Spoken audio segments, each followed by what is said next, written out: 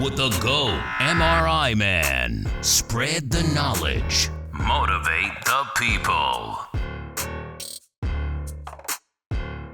What's up? It's Kwame, aka MRI Man. Welcome to the show.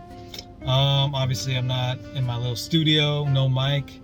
I'm going a little old school with it. If you guys know me, I used to make a lot of videos in my car, and that's just kind of my situation right now. But yeah, let's get into the questions as always. I had a question. It said, how comfortable are you working alone at the hospital at night? And that's a great question. Let me tell you, I started my career, I worked as a team. I worked with other techs. Some techs have been doing it for a long time. I was a rookie, and I got schooled on like how to scan, right? I always had someone that had my back. Well, if I didn't know how to do like a certain hard scan, or I didn't know how to position something, or had an issue with the machine, I always had one of the elder techs to help me out. So I didn't truly know how it was to work by myself until I got another job at a hospital. Prior to that, I'm working in the outpatient center with a lot of other techs, right? So yeah, when I got to the hospital, I was working on the trailer, and I was nervous, man, because this is probably about a year in. I was working at the outpatient center with a team of techs. So there would be two other techs there, basically just, I don't know what you want to call it, babying me as I teched. I was a little baby in the tech world. And this is the first time I was gonna be by myself, like just me out there. I couldn't ask anybody for help. I had someone that I can call. So yeah, I was nervous. So yeah, I had about a year experience, and I was like, you know what? I think I'm ready to fly. And yeah, so it was a trailer, just me. I had a tech aide, and you can't look to the tech aide for help with any of the technical questions or protocol questions, right? So I was nervous, but there's a time when you should test your skills. You shouldn't be relying on somebody forever, like that's gonna hold you back from actually learning, because you're gonna always be depending on somebody. Like, oh, if I don't know how to do it, I can just ask somebody else, right?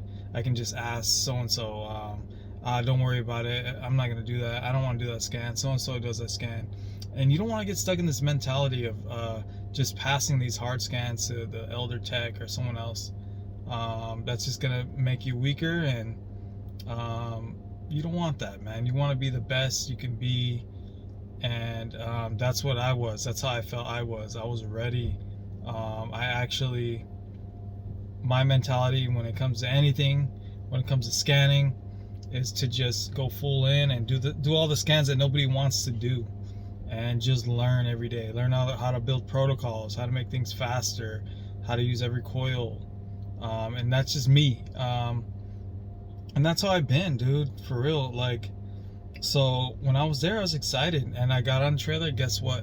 The trailer had no protocols, and I wasn't nervous about it because I knew how to build protocols, and I was ready.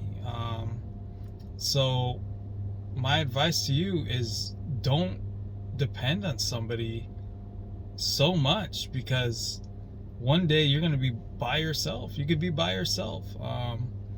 And you got to know how to operate. Always have somebody you can call, of course, but being able to deal with the pressures of being by yourself, like it could be a little stressful sometimes, because you don't have anyone to take the blame. You got to make decisions. You got to make the calls quickly, especially in a busy environment. So to me, I love it.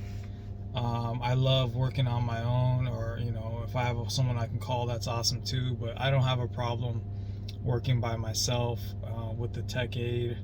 I have no problem with that, man. I love that. I love being independent, and it's cool. But there's pros and cons to everything, man.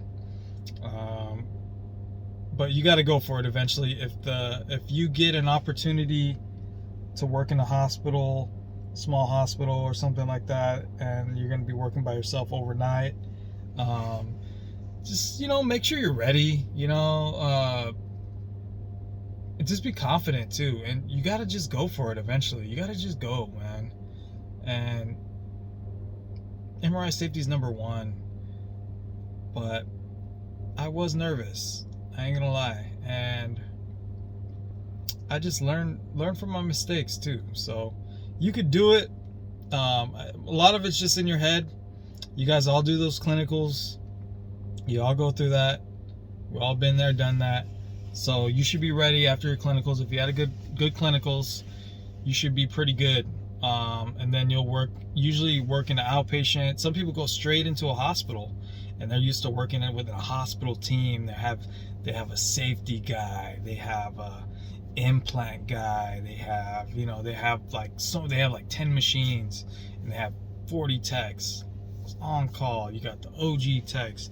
You got so much help, and you're just kind of getting babied and stuff. You're like, yeah, that's wonderful to have all that. All these guys like that. But then you may go to another place and you don't have anything. You have 2 or 3 techs, and then those techs are not, not MRSOs, or, you know what I mean? So if you do have those techs that are willing to teach you and you can learn from them, gather that information. Watch how they're doing things. Watch how they set up protocols.